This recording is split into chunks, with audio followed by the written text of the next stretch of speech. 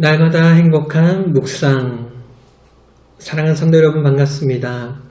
오늘도 하나님의 말씀을 사모하면서 영상 앞으로 나오신 우리 모든 성도님들을 주님의 이름으로 환영하고 축복을 드립니다.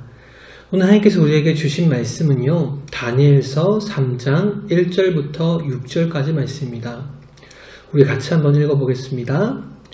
느부갓네살 왕이 금으로 신상을 만들었으니 높이는 60규빗이요 너비는 6규빗이라.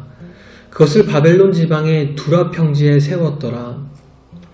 느부갓네살 왕이 사람을 보내어 총독과 수령과 행정관과 모사와 재무관과 재판관과 법률사와 각 지방 모든 관원을 느부갓네살 왕이 세운 신상의 낙성식에 참석하게 하며, 이에 총독과 수령과 행정관과 모사와 재무관과 재판관과 법률사와 각 지방 모든 관원이 느부갓네살 왕이 세운 신상의 낙성식에 참석하여 느부갓네살 왕이 세운 신상 앞에 서니라.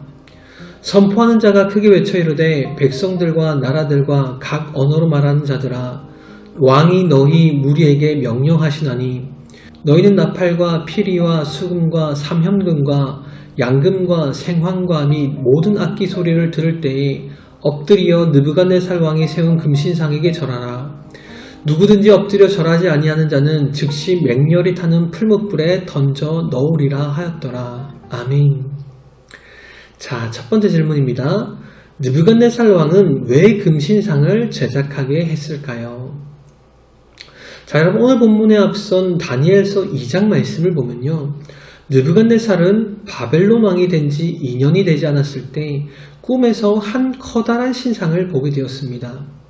그가 본 신상은요, 머리는 순금으로 되어져 있었고, 가슴과 두 팔은 은으로 되어져 있었고, 배와 넓적다리는 노스로, 종아리는 쇠로, 발은 새와 진흙으로 되어져 있었습니다.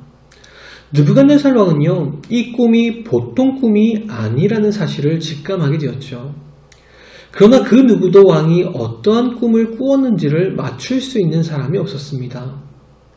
그때 18살밖에 되지 않았던 다니엘이라는 한 소년이 그의 앞에 나타나게 되었습니다. 다니엘은 지금은 영원할 것 같아 보이는 금과 같은 바벨론도 언젠가는 멸망할 것이고, 그 뒤로 수많은 제국들이 일어나겠지만 결국은 모두 다 하나님에게 멸망될 것이라고 말하였죠. 아니, 조금 더 정확하게는 지금은 바벨론이 온 세상의 중심이고 느부갓네살 왕이 모든 왕들과 신들 중에서 가장 높아 보이지만 그 위에 이스라엘의 하나님이 있다라는 것이었습니다. 느부갓네살 왕은 이 소년의 놀라운 지혜를 보고 하나님을 인정할 수밖에 없었죠. 그렇게 그 소년에게 무릎을 꿇고 귀한 예물과 향품들을 선물로 주었습니다. 그리고 다니엘이 느부갓네살 왕의 꿈을 해석해 준 지도요 15년이라는 세월이 흘렸습니다.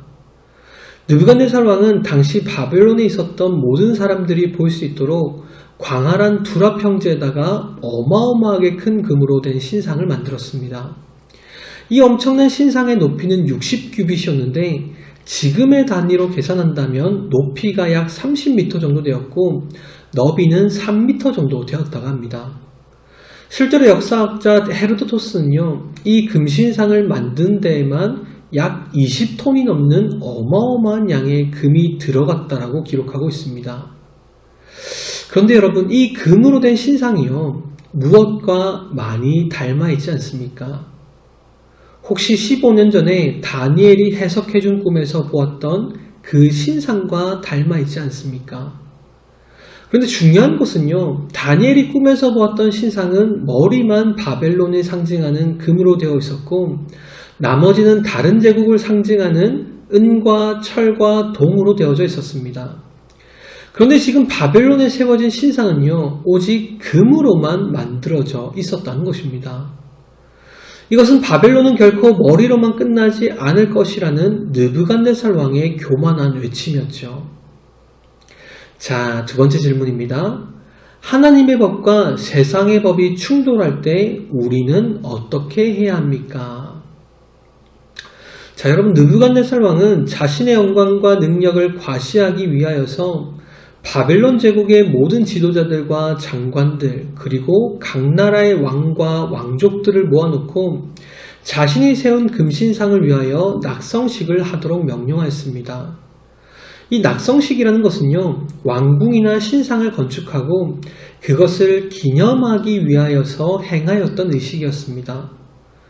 느부갓네살 왕은 자신이 세운 금신상을 위하여 어마어마한 낙성식을 하도록 명령하였죠. 실제로 성경학자들은 당시 바벨론의 인구나 규모를 고려해 볼 때 이 낙성식에 참석했던 사람의 숫자만 약 10만 명이 넘었을 것이라고 이야기하고 있습니다. 이러한 느부갓네살 왕의 절대적인 명령에 그곳에 있던 모든 자들이 절하기 시작하였죠. 그곳에는 바벨론에게 정복당했던 수많은 민족들이 모여 있었습니다.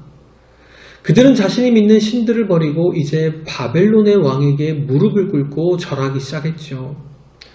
사실 어쩌면 그들에게는 이러한 바벨론 왕의 명령은 아무런 신앙의 위기조차도 되지 않았을 것입니다.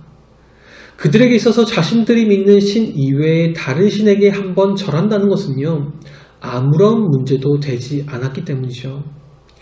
그렇게 10만 명이나 되는 수많은 사람들이 동시에 금신상에게 절하기 시작하였습니다.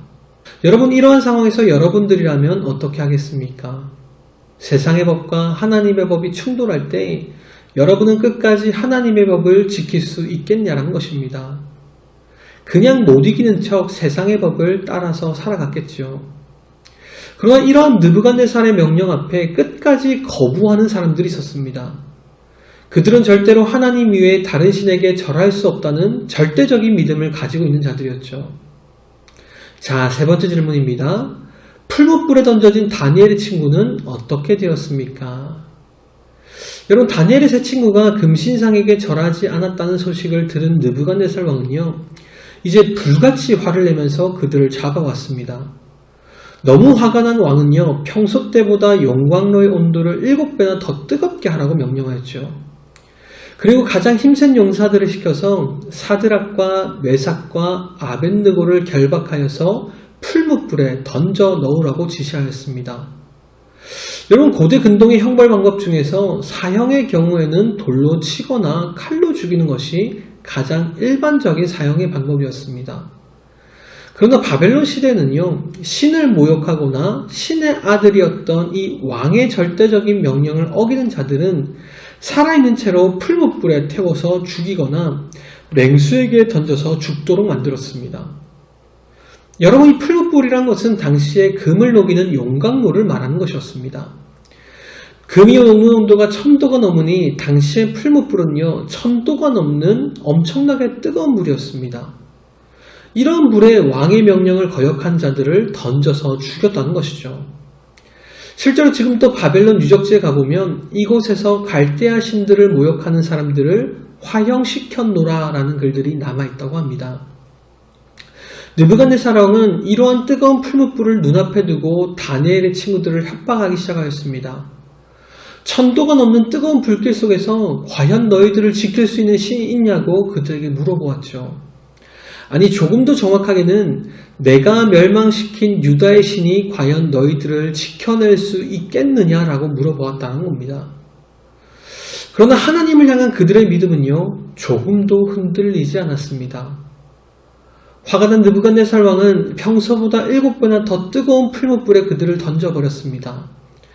당시의 풀무불이 얼마나 뜨거웠던지 다니엘의 친구들을 붙들고 가던 병사들조차도 순식간에 그 열기에 타서 죽고 말았습니다.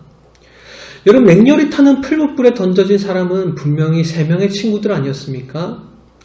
그러나 느부갓네살 왕은요, 세상에서 가장 뜨겁게 타오르는 그 불길 속에서 걸어다니고 있는 4명의 사람들을 보게 되었습니다. 여러분, 그 사람이 누구입니까? 바로 하나님이었습니다. 하나님은 다니엘의 친구들만 그 뜨거운 풀무불을 걸어가도록 하지 않으셨습니다. 하나님이 직접 내려오셔서 그들과 함께 풀무불을 걸어주셨죠. 자, 사랑하는 성도 여러분, 혹시 우리에게도 이러한 믿음이 지금 있으십니까? 어떠한 상황에서도 흔들리지 않는 믿음이 지금 우리에게 있냐라는 것입니다. 혹시 여러분들은 세상과 하나님 사이에서 적당히 타협하면서 신앙생활을 하고 있지는 않습니까? 세상과 하나님 사이에서 양다리를 걸친 채 살아가고 있지는 않냐는 것입니다. 하지만 사랑하는 성도 여러분, 우리가 반드시 세상 속에서도 그리스도인으로 살아갔으면 좋겠습니다.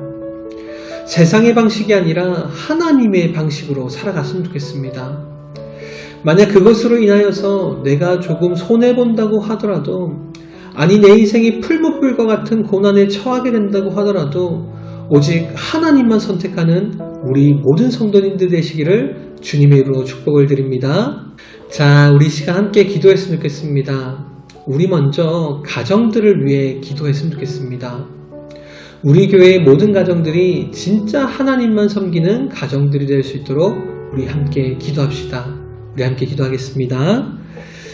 하나님 아버지 은혜를 감사합니다. 주님 이 땅에 교회를 허락하여 주시고 귀한 가정들 저희 교회 가운데 불러주심에 감사를 드립니다.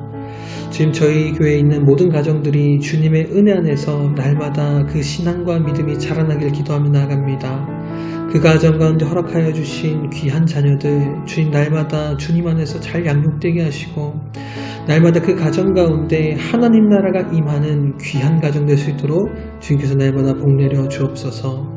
주님 이 시간 간절히 소망하는 것은 정말 우리 교회의 모든 가정들이 정말 하나님만 섬기는 귀한 가정 되길 기도하며 나아갑니다.